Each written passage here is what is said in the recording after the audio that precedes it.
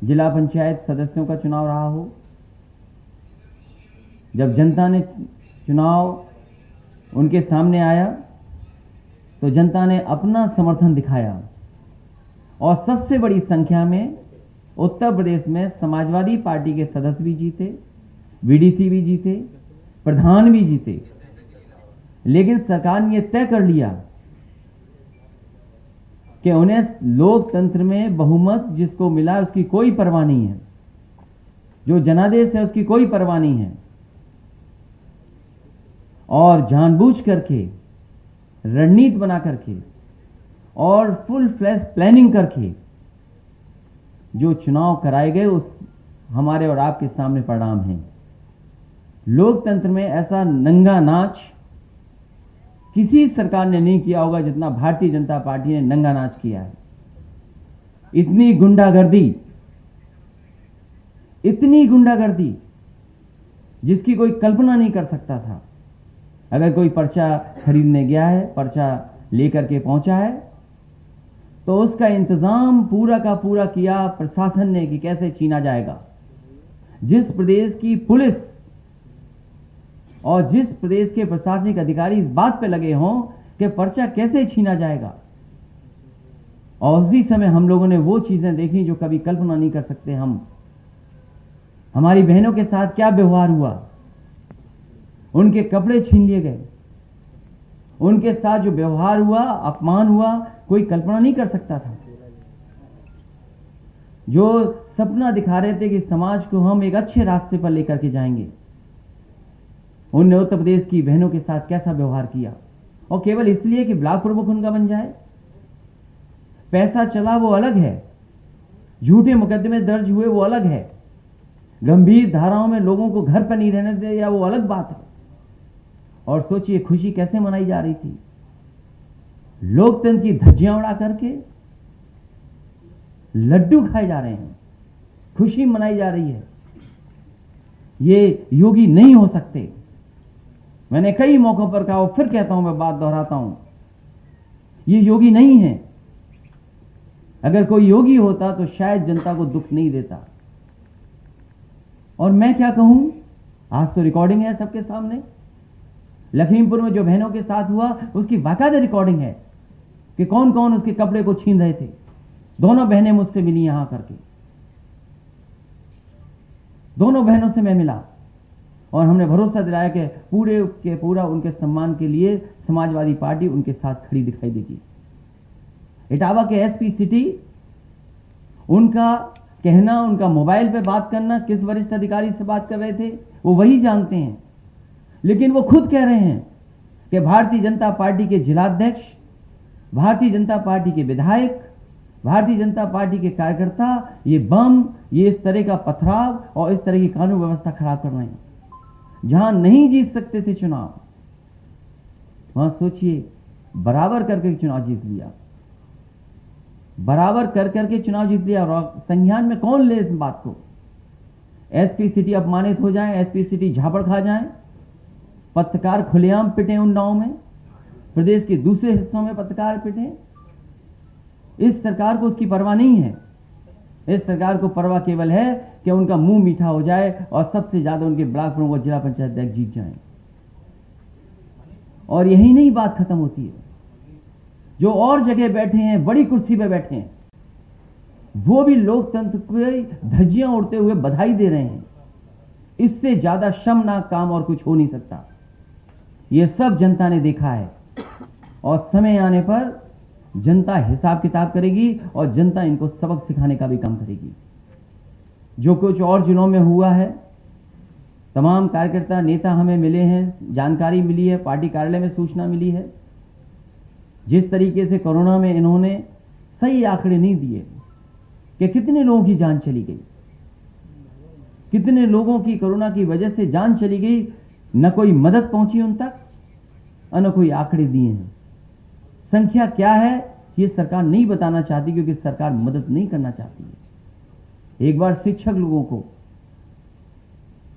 जो ड्यूटी पे गए थे, कहा कि केवल 3 लोगों की जान गई है। बाद में संगठन और हम सब लोगों ने जब सवाल खड़े किए तो सरकार को स्वीकार करना पड़ा कि कितनी बड़ी संख्या में जान गई है। जो और प्रदेशों में जो होता हो, लेकिन उत्तर प्रदेश में जितना गुंडागर्दी हुई है, शायद पूरे पॉलिटिकल कैरियर में अभी तक मैंने गुंडा शब्द इस्तेमाल नहीं किया था।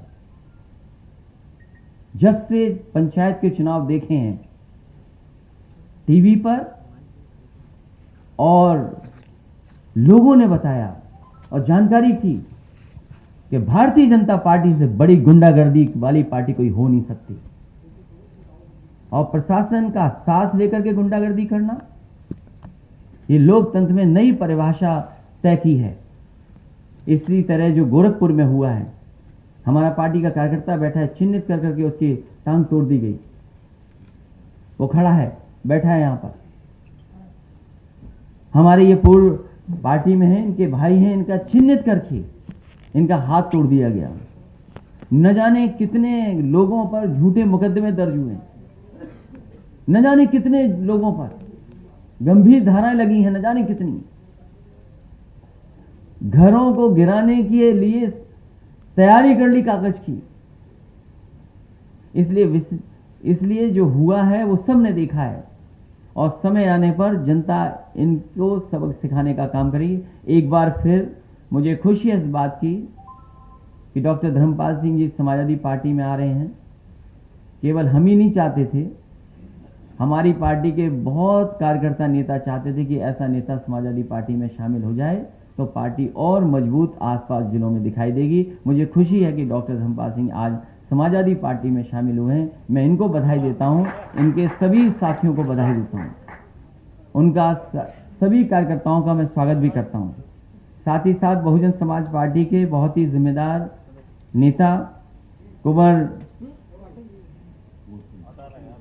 कुंवर चंद वकील, जो चुनावी लोकसभा का लड़े थे, सामाजिक कार्यों में लगातार समाज में दलित पिछड़े उनकी मदद करते रहे, मैं इनका स्वागत करता हूं। इनके साथ जितने भी सहयोगी साथी आए हैं, मैं उनको भी बहुत बहुत बधाई देता हूं और मुबारकबाद देता हूं कि आपके आने से, आप दोनों लोगों के आने से पार्टी के तमाम लोग का मनोबल भी बढ़ेगा और एक ताकत बनी है कि आने वाले समय में पार्टी का परिणाम भी बहुत ऐतिहासिक होने जा रहा है। और आगरा के आसपास हम आपको भरोसा दिलाते हैं कि जिस तरीके से समाजवादी पार्टी ने सबको साथ लेकर के चलने का फैसला लिया है और विकास के रास्ते को और मजबूत करना है, क्योंकि दुनिया में आगरा का एक अपना नाम है, अपनी पहचान है। अगर देखा जाए टूरिज्म के मैप पर सबसे ज्यादा अगर रेवेन्यू और रोजगार देने का काम कोई करता है तो वो आगरा करता है, चाहे वो हैंडीक्राफ्ट हो, चाहे हेरिटेज की चीजें हो, चाहे किसी तरह का टूरिज्म जो होता है, वो सबसे बड़े पैमाने पर आगरा से मदद मिलती है। एक्सपोर्ट के मामले में भी बहुत आगे है। जो आगरा के साथ भेदभाव किया गया है, जो आगरा के विकास को रोका गया है, केवल आगरा नहीं उसके आसपास के लोगों का जो विकास रोका है, चाहे वो हमारे किसान हों, हम आपको भरोसा दिलाते हैं कि समाजवादी पार्टी जिस तरीके से विकास कार्यों को आगे ले जा रही थी, आगे भी ले जाने का काम करेगी। मैं इसी के साथ सभी साथियों का बहुत बहुत स्वागत करता हूं, धन्यवाद देता हूं, और मैं आपसे कहूंगा कि गोरखपुर में जिस तरह की घटनाएं हुई हैं, क्योंकि मुख्यमंत्री जी अपने यहां एक्सपेरिमेंट पहले करते हैं, गुंडागर्दी का एक्सपेरिमेंट वो अपने वहां पहले करते हैं और उसको लागू फिर उत्तर प्रदेश में हर जगह करते हैं। मुझे दुख इस बात का है कि कल भारतीय जनता पार्टी ने, उनके नेताओं ने सबको बधाई दी, सबका धन्यवाद दिया, लेकिन पुलिस का धन्यवाद क्यों नहीं दिया? जिन जिलाधिकारियों ने झूठे मुकदमे लगाए, सुबह से लेकर के शाम तक परेशान रखा बीडीसी और जिला पंचायत सदस्यों को, उनको धन्यवाद क्यों नहीं दिया? अगर इनको न लगाया गया होता तो उत्तर प्रदेश का परिणाम ही दूसरा होता। मैं कहूंगा कि जो गोरखपुर में अन्याय का, गुंडागर्दी का एक्सपेरिमेंट हो रहा है, वो आप बताएं, और उसके बाद जो प्रेस सवाल पूछना चाहेगी पूछ लें।